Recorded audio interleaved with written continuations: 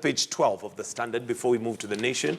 Page 12 of the Standard, and this is another story that has been on the headlines for the last few days, and this is to do with one Jimi Wanjigi, and of course with he seemed to be under siege from the police, and they say they were looking for certain things in his house, but there is a history to their relationship with politics. And, well, the headline on this particular story is Uhuru versus Wanjigi, permanent rift or just severe turbulence. And we can see Daniel Arap Moi there with Jimi Wanjigi's father, who is minor Wanjigi. He was a minister at that time. So it looks like this political relationship is not beginning yesterday. Of course, they have a long, long history, of course, through the Kenyatta regime, through the Moi regime up to now.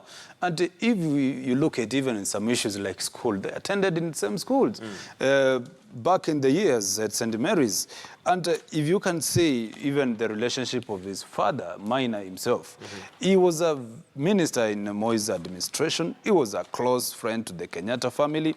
And therefore, they have a reference point together as a family. Right. And you could hear Maina Wanjigi at some point lamenting that he's going through this torturous or, sorry to say, a lamentable situation, while we know at the back of our minds that his house is where Jubilee as a party was born.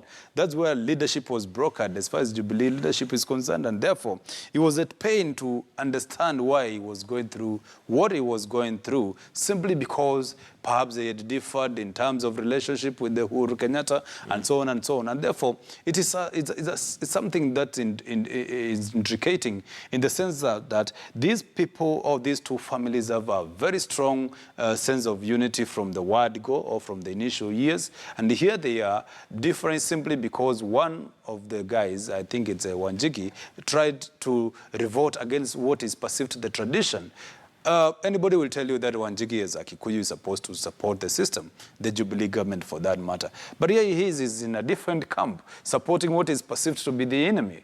And therefore, he's not being treated as one of their own. Somehow he's being treated with some kind of suspicion that it does not mean well for the Udamaki or for the nationhood of the Kikuyu nation. Right. And therefore, he has to suffer what he's actually suffering because he's not singing to the tunes of the tradition, of the expectations of the tradition.